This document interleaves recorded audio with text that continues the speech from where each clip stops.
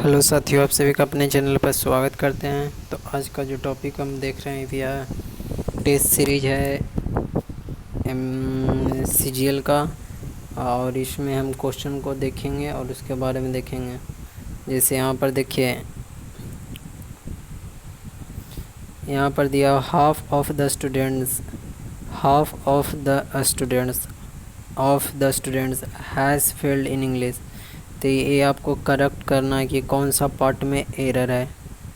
तो यदि समझ में नहीं आता तो सीधे आंसर देखिए according to subject verb agreement के अनुसार a singular subject takes a singular verb, यानी सिंगुलर सब्जेक्ट क्या लेता है, सिंगुलर वर्ब लेता है, और प्लूरल सब्जेक्ट क्या लेता है, प्लूरल वर्ब लेता है। जैसे उदाहरण के देखिए, Raman as well as his friend is coming।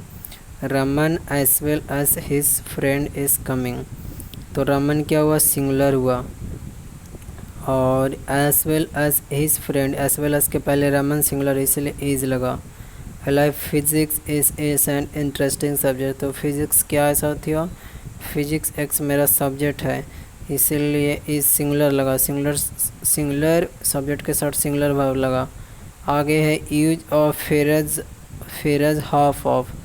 If it is followed by an uncountable noun it will take a singular verb. जब हाफ ऑफ रहे, जैसे एग्ज़ाम्पल देखते हैं, half of the water was wasted on washing car.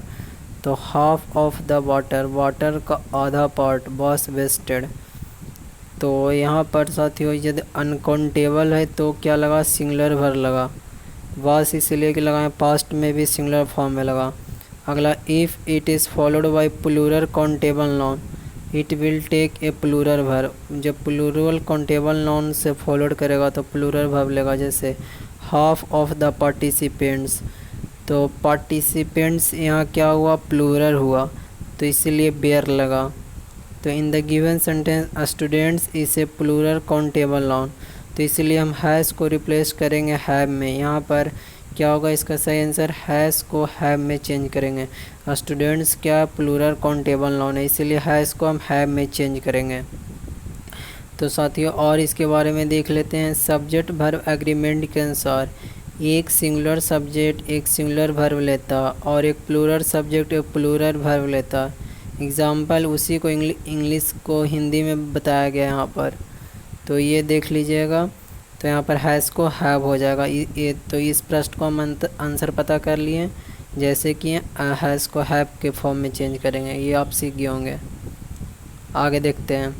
Bye this time next year Sania will completed her designing course. कोई भी पर भी click कीजिए, उसके बाद आंसर देखिए। तो by this time next year Sania will completed her. तो साथियों यहाँ पर देखिए सॉल्यूशन क्या है। Future perfect tense is used for action that will completed before some other point. Future perfect tense is used for action होता है that will completed before some other point in the future. It follow the structure, क्या structure फॉलो करता है, subject plus will या shall, फिर have plus B3 plus object, subject plus will या shall plus have plus B3 plus object. Example देखिए, I will have completed this book by next Sunday. तो I will have completed this book. आगे example देखिए, by the time I complete my homework the show will have ended. तो साथियों future perfect tense is used for action that will be completed before some other point in the future. तो it follow the structure, क्या structure फॉलो करता है, subject plus will plus shall, will या shall रहेगा, plus have plus B3 plus object. Example क्या, I will have completed I will have completed this book by next Sunday।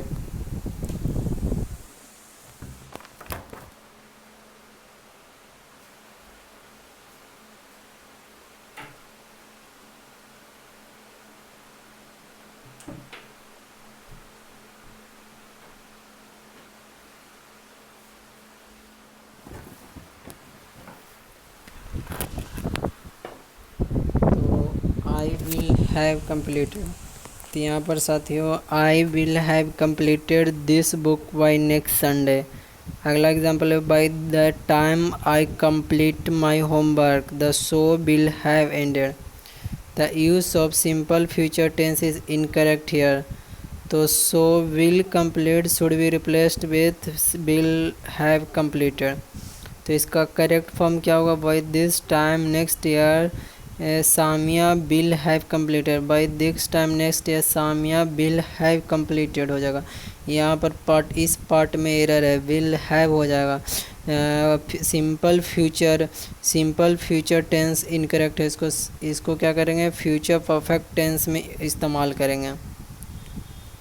आगे देखिए ये क्या है, ये डायरेक्ट और इनडायरेक्ट स्पीच है। जैसे Rajan said to me did you bring my laptop to the office. तो रजन आस्क्ड में क्या हुआ यहाँ पर, और कोई पर ऑप्शन मारी है तो रजन आस्क्ड में हो जाएगा। सेड टू है क्योंकि WH बढ़े तो आस्क हो जाएगा, आस्ट में। ईफ लगेगा, ईफ वाला क्या, इफ़ इसमें बेदर हटाई, इसको बे ईफ वाला लिखते हैं। तो यू क्या है, सेकंड पर्सन है तो सेकंड पर्सन ऑब्जेक्ट के अनुसार होगा। इफ़ आई होना चाहिए, आई। डिड पास्ट है तो हैड में चेंज करेगा। तो if I had brought my नहीं his laptop to the office. His laptop to the office यहाँ पर है, लेकिन इसको पास्ट परफेक्ट में नहीं बदला, बॉट खाली हैड बॉट नहीं किया, क्योंकि डिड क्या है, V2 है तो V2 का क्या होगा, सिंपल पास्ट में पास्ट परफेक्ट बन जाएगा, हैड प्लस V3। तो ये एरर पार्ट ए है। जैसे देखिए आपको समझ में नहीं आता, यहाँ दिया हुआ भी है।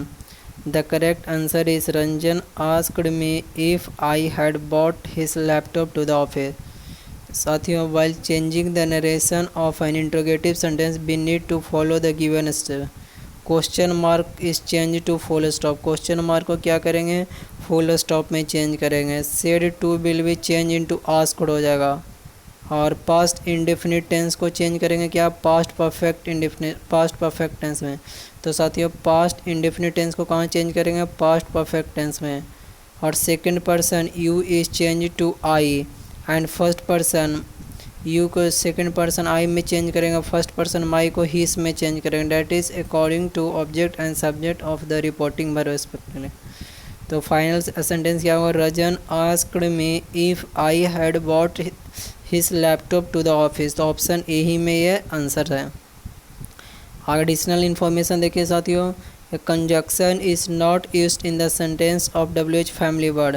कंजक्शन को यूज नहीं करते हैं WH फैमिली वर्ड में। What, where, who, home, Y. Past indefinite tense represent an action that occurred in the past or a habit of the past. In interrogative sentence of the past, indefinite tense did is used as an auxiliary verb। साथियों ये सीख गए, आगे देखते हैं। आगे है select the passive form. Why did you bring this topic to the meeting. तो साथियों यहाँ हो जाएगा, देखिए वाई वॉज, बाई के बाद हेल्पिंग वर्ब हो जाएगा। देखिए यहाँ पर दिया हुआ है, why was this topic brought to the meeting by you. तो साथियों we need to follow this instruction while changing the voice of an interrogative sentence. Find the subject and object of the sentence and exchange their places. Subject और object को sentence को निकालो और उसके बाद exchange करो प्लेस के। Make changes in their case as well if subject and object are pronoun. Changes लाना है किसमें, make changes in their cases as well if subject and object are pronoun. use preposition by before agent you. The helping verb will come before the object in the passive form as the sentence is an interrogative form. If the sentence is an active form begin with WH word family, same will follow in passive form as well as। तो साथियों इसका यहीं पर trick हो जाएगा। आगे देखते हैं। अगला if I did ask my mother she would. देखिए वुड अगला सेकेंड पार्ट में वुड है प्लस V3 है, तो फर्स्ट पार्ट में इफ़ आई हैड हो जाएगा। तो ये वाला ऑप्शन सही होगा, option number 3 if I had. देखिए इफ़ आई हैड है जैसे कंडीशनल सेंटेंस और describe a situation that must exist before something else can happen. The given sentence is an example of past conditional sentence which is used when something did not happen because a certain condition was not fulfilled। तो साथियों if plus subject plus had plus V3 plus object रहेगा, तो अगला part में subject plus would है plus V3 रहेगा। तो if I had completed my project I would have help you in making your. तो फर्स्ट पार्ट में क्या होगा, if plus had plus V3 plus object. तो अगला पार्ट में सब्जेक्ट प्लस वुड है प्लस V3। आगे देखते हैं, according to the rule and the example that is given below, if I had asked my mother will be used in the underline part if I had. तो इसका सही part आप समझ गए हैं कि यहाँ पर क्या होगा, if I had asked my mother हो जाएगा। एडिशनल इन्फॉर्मेशन में देखते हैं, इन the given sentence if I had asked my mother means I had not asked my mother. If if can be replaced with had in such sentence and the meaning of the sentence will remain the same. The structure followed is had plus subject plus V3 plus object, और दूसरा part में subject plus would है plus V3। तो साथियों क्या सीखें कि पहले पार्ट में had plus subject plus V3 plus object होगा और दूसरा पार्ट में सब्जेक्ट प्लस वुड है प्लस V3 प्लस ऑब्जेक्ट होगा। आगे देखते हैं, अगला है Rapunzel had beautiful golden long hair. तो साथ ही यहाँ पर ब्यूटीफुल लॉन्ग गोल्डन हो जाएगा, ब्यूटीफुल लॉन्ग हेयर। जैसे देखिए यहाँ पर दिया हुआ an adjective is a word that modify a noun, qualify a noun और pronoun. If an adjective of size colour etcetera come together in a sentence they should be used in a following order. जैसे opinion, size, age और shape, colour, origin, material, purpose. मतलब कि बहुत सारे एक ही sentence में बहुत सारे एडजेक्टिव आ जाए जो क्या दिखाता हो, शेप दिखाता हो, साइज, कलर। तो उसको एक पैटर्न के अनुसार हम लोग क्या करते हैं, सजाते हैं। जैसे see what a beautiful long red silk wedding ground. तो beautiful long red silk wedding ground. तो यहाँ पर क्या हुआ, एक व्यवस्थित क्रम में सजाएं। पहले पर्पस हुआ, फिर मटेरियल हुआ, फिर ओरिजिन हुआ, फिर कलर हुआ, ये सारे एक शेप में दिखाएंगे। बी कैन OSAM मतलब वही है, ओपिनियन हुआ, साइज हुआ, एज हुआ, शेप हुआ, कलर हुआ, ओरिजिन हुआ, मटेरियल हुआ, पर्पस हुआ। According to the rule and the example that is given above, beautiful long golden will be used in the underline part। तो यहाँ पर क्या होगा, beautiful long golden हो जाएगा। जैसे आगे एडिशनल सेंटेंस में देखिए, ओपिनियन में क्या होगा, प्रेटी होता है, अगली होता है, डिलीशियस होता है, एक्सेट्रा।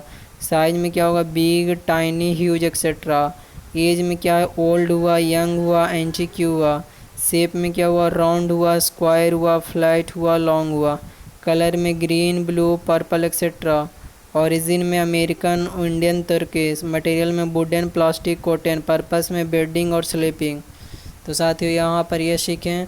आगे है क्लोज टेस्ट। अगला, let us dash a rocket to take us to the moon so that we can actually walk on its surface.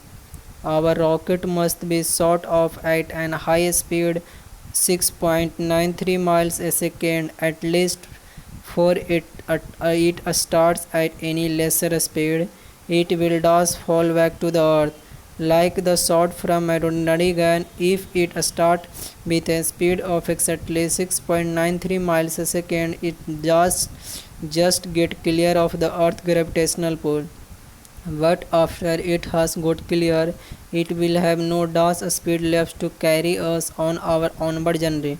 Let us start with a speed of 7 miles a second. Then it will dash have a speed of 1 mile a second left after it has got clear of the earth pull, and we shall reach the moon in a little over 2 days. तो साथियों यहाँ पर fifth option में appropriate option ढूंढना है। तो देखिए यहाँ पर दिया है, फिफ्थ में क्या दिया, let us start with a speed of 7 miles a second. Let us start with a speed of 7 miles a second. Then it will dash have a speed of 1 miles a second left after it has got clear of the earth pole. तो यहाँ पर क्या होगा साथियों, still हो जाएगा। देखिए, the passage talks about traveling to the moon and the minimum speed required to reach there. तो let us refer to this line from the passage. Let us start with a speed of 7 miles a second. Then it will dash have a speed of 1 mile a second left. तो after it has got clear of the earth pull, and we shall reach the moon in a little over 2 days. तो according to the above sentence, if we start with a speed of 7 miles a second, the rocket will have sufficient speed to reach the moon. कहने का मतलब कि जब speed ज़्यादा रहेगा तो time कम लगेगा, यही वाला बात है। And the rocket will have sufficient speed to reach the moon even after it has passed the earth gravitation. B will need to fill appropriate adverb in the given. The adverb still is used to emphasize that something is continue. Still क्या बताता है, emphasize करता है, जोड़ देता है क्या कि कुछ something कुछ क्या कंटिन्यू है, लगातार हो रहा है, तो still is the correct form of the blank. तो इसका सही आंसर क्या होगा, let us start with a speed of 7 miles a second, then it will still have a speed of 1 miles a second left after it has got clear of the earth pole, and we shall reach the moon in a little over 2 days. तो साथ ही additional information में दाव होता है, though in spite of the fact that या although. Example, though he had a lot of money, his wife was a pauper. तो though को किस सेंस में करता है, इन स्पाइट ऑफ और the in spite of the fact that. अला even used for emphasizing something that is surprising. Even emphasize क्या करता है, समथिंग दैट इज सरप्राइजिंग. जैसे he did not stop practicing even after getting injured. तो even after used for emphasizing something that is surprising. अगला only, no one और nothing else, no more than. Only, जैसे my house is only a kilometre from here. तो साथियों though का इस कैसे करते हैं, in spite of the fact that although, यानी though he had a lot of money, it his wife was pauper. तो दाव का इन स्पाइट ऑफ के सेंस में करते हैं, even used for emphasising something that is surprising. Even को किस तरह यूज़ करते हैं, सरप्राइजिंग के सेंस में यूज़ करते हैं. जैसे he did not stop practicing even after getting injured. Surprise, only, no one और nothing else, no more than, my house is only a kilometre from here. तो यहाँ पर स्टिल हो जाएगा कंटिन्यूअस के फॉर्म में. आगे है साथियों, आगे देखिए अगला 4 नंबर में भरना है. But after it has got clear it will have no thus speed left to carry. तो इट हैज़ नो एप्लीकेबल हो जाएगा. The passage talk about travelling to the moon and the minimum speed required to reach there. तो साथ ही यहाँ पर option 4 में जो applicable means large enough to be important और clearly notice sufficient. So applicable यहाँ पर सही हो जाएगा.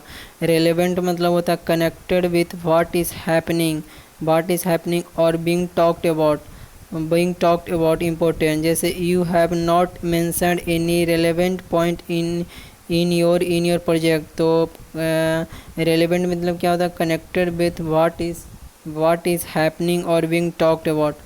तो कनेक्टेड करना, व्हाट इज़ हैपनिंग और being talked about important. Relevant हुआ. नोटिसेबल मतलब ईजी टू सी और notice. The car on her face was hardly noticeable. अला detectable, that can be notice और discover. That can be notice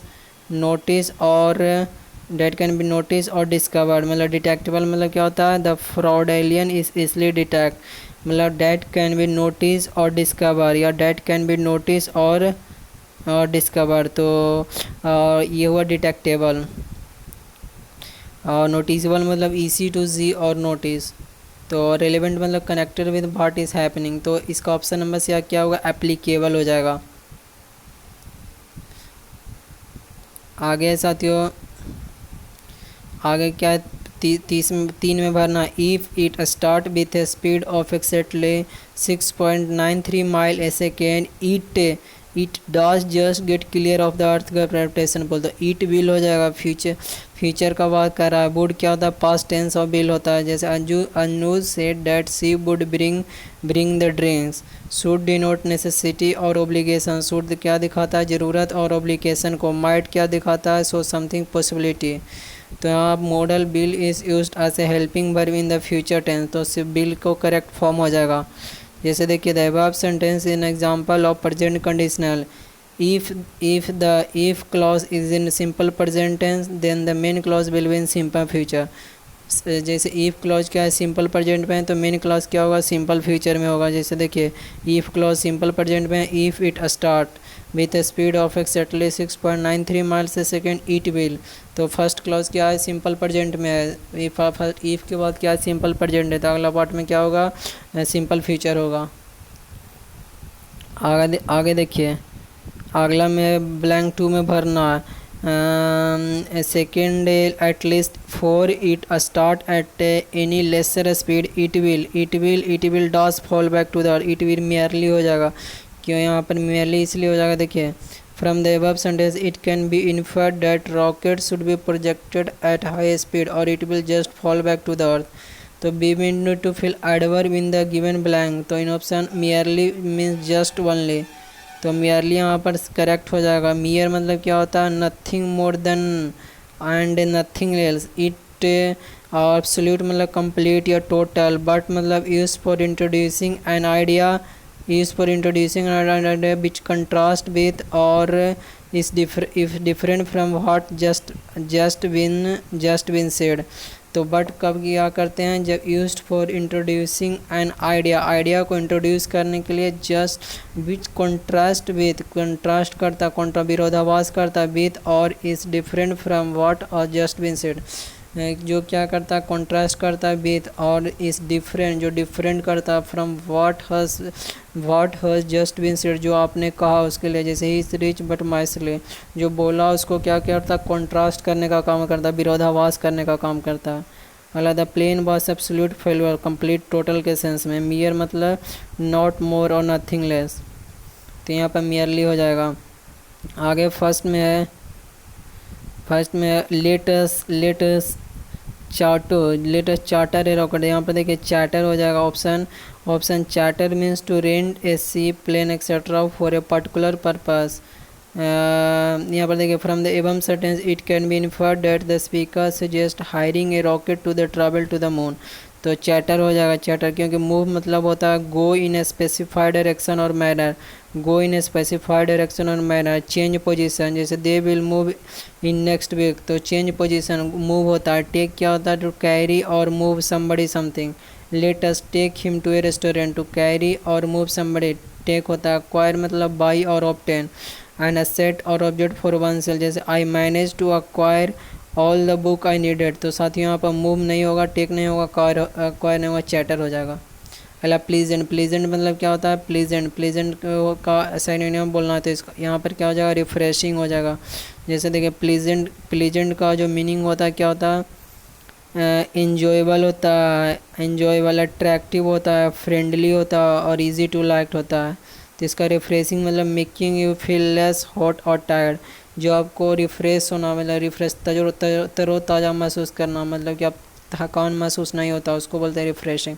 थकान को क्या करता हो, जो मिटाने का काम करता है, रिफ़्रेश होना माइंड बोलता है ना, रिफ़्रेश माइंड से अच्छा काम होता है। तो उसी का सिनोनिम हुआ। टायर्ड से मतलब होता है knowing and making you loss patience. Annoying और मेकिंग यू लॉस पेशेंस मतलब कि पेशेंस मतलब पेशेंस बोलता है ना कि आप धैर्यवान रहे, उसको क्या खो देता है। ये तो टायर्ड से उल्टा हो गया, निगेटिव बात होगा। टेडियस मतलब बोरिंग एंड टायरिंग, बोरिंग और टायरिंग स्पेशली बिकॉज लॉन्ग और often repeated. Exasperating annoying because we can do nothing to solve a problem, because we can do nothing to solve. Exasperating हुआ। तो इधर एक उदाहरण देख लेते हैं, जैसे प्लीजेंट मतलब Harold did his best to be pleasant to the old man, Harold did his best to be pleasant to the old man. अगला there is nothing more refreshing on a hot day than a cold beer. तो साथियों यहाँ पर एक चीज़ pleasant मतलब enjoyable हुआ, तो इसका सही सिनोनिम हुआ रिफ्रेशिंग। अगला टेनेसिटी का सिनोनिम बताना। तो टेनेसिटी का सिनोनिम हो जाए word tenacity means the quality और fact of being very determined या डिटर्मिनेशन। तो the synonym of word tenacity are firmness होगा, ब्रेवरी होगा, करेज हुआ। टेनेसिटी मतलब ब्रेवरी, करेज, डिटरमाइंड। अला from the synonym of the given word we can say that firmness is the same meaning. तो word firmness means resolute determination and strength of character, resolute determination and strength of character। अगला idleness मतलब क्या होता है, laziness होता है। timidity मतलब lack of courage और कॉन्फिडेंस। cowardice मतलब लैक ऑफ ब्रेवरी। तो antonym of tenacity is hesitation, fearfulness, softness. तो जैसे देखिए उदाहरण है, she succeed by virtue of a tenacity rather than her talent. Tenacity मतलब क्या होगा, एक तरह से बिना विदाउट फियरलेस हुआ, मतलब कि हिम्मत वाला बोल सकते हैं। डिटर्मिनेशन हुआ। अगला डिजेक्टेड, डिजेक्टेड का सिनोनिम बताना तो डिजेक्टेड को ये एंटोनियम बताना तो चीयरफुल हो जाएगा। The word dejected means feeling unhappiness, antonym of the word dejected cheerful हो जाएगा। डिलाइटेड खुशी के सेंस में हैप्पी, तो चीयरफुल। अगला मूडी, मूडी मतलब of a person given to a unpredictable change of mood, तो मूडी क्या हो, नेगेटिव सेंस हो। डोइलफुल मतलब एक्सप्रेसिंग सोरो या मोरफुल, दुख, दुख को एक्सप्रेस करने वाला। मोरस मतलब कॉसिंग और marked by an atmosphere lacking in cheer, तो मोरस हुआ। तो synonym of the word dejected are sadness, sorrowful and unhappy, ये सारे वर्ड हुआ डिजेक्टेड का सिनोनिम हो, लेकिन एंटोनियम क्या हो जाएगा, चीयरफुल हो जाएगा। अला मिडल, मिडल मतलब क्या होता है, मिडल मतलब इग्नोर करना, मिडल मतलब इग्नोर। मिडल इसका क्या एंटोनियम हुआ, जैसे मिडल, मिडल मतलब होता है let us look the meaning of the given. Meddle to interest oneself in what is not one concern, what one is not concern. Meddle. Ignore मतलब refuse to take notice of और acknowledge, disregard intentionally. Prize मतलब होता है thing given as a reward to the winner of a competition और in recognition of an outstanding achievement. 45 मतलब provide a place for with defensive work as a protection against attack. Support मतलब bear all और a part of the weight of all. In the given sentence meddle and ignore क्या होगा, meddle and ignore are antonym हो जाएगा। तो antonym of the word meddle are look, antonym overlook होगा, neglect होगा, disregard होगा, exclude होगा।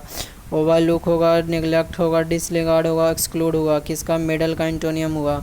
Middle का क्या होगा एंटोनियम, मिडल मतलब होता है interest on one self in what is not और concern, what one is not. The antonym of the given word is overlook, neglect, disregard, exclude। overlook, neglect, disregard।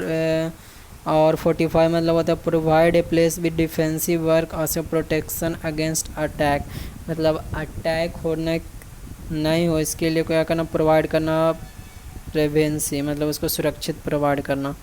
Run of the mill मतलब ordinary होता है, run of the mill मतलब ordinary. And not a special or exciting in any way. Example, the morning seemed like a run of the mill weekend। तो अला fly off the handle मतलब होता है lose one's temper, lose one's on temper, fly off the handle, तो इसका सही क्या हो जाएगा, लूज वंस टेम्पर। अगला excessive, E X C double S I भी हो जाएगा, इसको तो पता ही है, देख लीजिए, इसके बारे में देख लेते हैं। एक्सेसिव मतलब the word excessive means exceeding what is usual, proper, necessary और नॉर्मल, समान, उचित, आवश्यक या समान से अधिक। The remaining option are meaningless and do not have any existence, excessive is correct answer. EXCESSI pulled the attaching the tape will result in a less durable costume. The synonym of the word excessive are exorbitant, extravagant, extreme, fancy, immoderate, inordinate, insane, intolerable। तो सिनोनियम excessive का क्या हुआ, exorbitant, extravagant, extreme, fancy, immoderate, inordinate, insane, intolerable. और antonym of excessive और modest हुआ, moderate हुआ, reasonable हुआ, temperate हुआ। तो first known use of the word excessive was 14th century। तो एक्सेसिव का सिनोनिम क्या हुआ, exorbitant, extravagant, extremely, fancy, immoderate, inordinate, insane, intolerable. और एंटोनियम हो जाएगा मॉडरेट, मोडेस्ट, रीजनेबल, टेम्परेट। आगे देखते हैं ओबीडियंट, OBEDIENT, ओबीडियंट। तो ओबीडियंट का सिनोनिम होता है biddable, compliant, conformable, docile, law abiding, submissive, tractable. तो साथियों ओबीडियंट का क्या होगा, biddable, compliment, conformable, docile, law abiding, submissive, tractable. Antonym of the obedient are balky, contrary, contumacious, defiant, disobedient, forward, incompliment, insubordinate। तो obedient का antonym क्या होगा साथियों, बाल्की होगा, कॉन्ट्ररी होगा, कंट्यूमिक्यूअस होगा, डेफिएंट होगा, डिसओबीडियंट होगा, फॉरवर्ड हुआ, इनकम्प्लिएंट होगा, इनसबऑर्डिनेट हुआ। तो ओबीडियंट का सिनोनिम क्या होगा, बिडेबल हुआ, कंप्लिएंट हुआ, कन्फर्मेबल हुआ, डोकाइल हुआ, लो अवॉइडिंग हुआ, सबमिसिव हुआ, ट्रैक्टेबल हुआ। और एंटोनियम क्या हुआ, वॉल्की हुआ, कॉन्ट्ररी हुआ, कंटेम्क्यूअस हुआ, डेफिएंट हुआ, डिसओबीडियंट हुआ, फॉरवर्ड हुआ, इनकम्प्लीमेंट हुआ, इनसबोर्डिनेट हुआ। तो अगला देखते हैं, something kept as a reminder of an event. तो सोवेनियर होता है, something kept as a reminder of an souvenir होगा। बायोग्राफी क्या होगा, an account of something life written by someone else, उसको बोलते हैं बायोग्राफी। जैसे although their individual biography are different both are motivated by a similar ambition. Award क्या होता है, गिव और order the giving of something as an official payment, compensation और prize too. जैसे he was awarded the military cross. Prize क्या होता है, thing given as a reward to the winner of a competition और a recognition of an outstanding achievement. जैसे this is the Britain most prestigious prize for the contemporary. तो साथियों prize क्या होता है, रिवॉर्ड होता है जो विनर को दिया जाता है। और अवार्ड क्या होता है, गिवन इन गिव और order the given of something as an official payment. तो इसका सोविनियर हो जाएगा। अगला part of the church in which bell hangs. तो बेलेरिफाई होगा, बेलरीफाई होगा, part of the church in which. जैसे पहला minaret is a cylinder tower typically part of a mosque with a balcony from which a muezzin calls Muslim to prayer. और chapel is a small building और room used for Christian worship in A school, prison, hospital or large private house. A belfry is the part of a church bell tower of a steeple in which bells are housed. A spire is a tapering conical or pyramidal structure on the top of a building, typically a church tower. A spire हुआ तो इसका belfry part of a church in which bell hang, तो belfry 5 होगा। अगला देखिए ये थी है PQRS वाला। जैसे देखिए यहाँ पर देयर फोर से नहीं होगा, the dealer promise to send नहीं होगा, B approach your dealer to replace.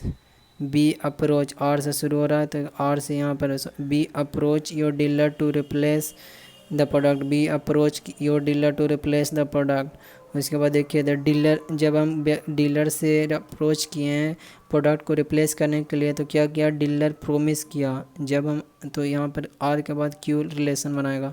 Dealer क्या किया, जब हम किसी व्यक्ति से अप्रोच किए, मैं उससे मिले कि मेरा प्रोडक्ट को क्या होगा, प्रोडक्ट यहाँ लिए ख़रीदा होगा, उससे रिलेटेड है यहाँ पर ये क्लोज टेस्ट अति पराजम्बल। तो वह क्या किया, प्रोमिस्ड किया to send a salesman to appraise the device, तो यहाँ पर क्यू होगा। उसके बाद क्या, even after 3 reminders nothing has been done.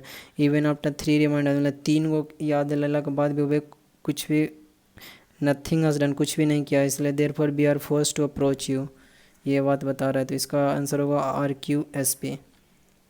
अगला है देखिए यहाँ पर ही से नहीं होगा, ही के पहले कोई प्रोनाउन, ही प्रोनाउन से पहले कोई नाउन आया होगा। तो जैसे one day his never give Gopal, Gopal के लिए आया होगा। ए स्मॉल पॉट ऑफ मिल्क, तो आर से स्टार्ट कौन हो रहा है इसमें, यही आंसर हो जाए आर है। तो स्मॉल पॉट ऑफ मिल्क, फिर ही बॉइल्ड द मिल्क, वो क्या किया, मिल्क को बॉइल्ड किया, and drank some of it, उसमें से कुछ पी लिया। और इसके बाद क्या होगा, he decided to make a curd with the remaining milk, जो बचा हुआ मिल्क से क्या करना चाहा कि हम कर्ड बनाएंगे। उसके बाद क्या गया, सो, इसलिए so he got a spoonful of curd from the neighbour and added to it to pot, तो यहाँ पर क्या होगा RQPS। अगला, I have profound respect for political sagacity. Sagacity personality क्या होता है, द कम्बिनेशन ऑफ कैरेक्टरिस्टिक और quality that form a individual distinctive character.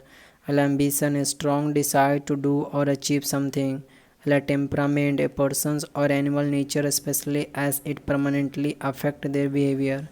Sagacity, the quality of having or showing understanding and the ability to make good judgment।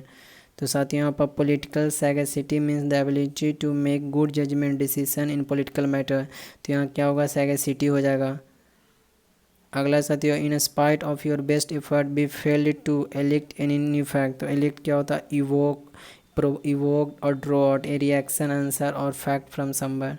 Detain मतलब keep someone from proceeding by holding them back और making claim of their attention, मतलब detain मतलब उसको बनाए रखना, hold करके। और eject मतलब फोर्स और throw something out in a violent और सडन वे, इजेक्ट करना फोर्सफुली क्या करना, थ्रो करना। एनलिस्ट क्या करना, एनरोल्ड और be enrolled in arm service, enlist हुआ।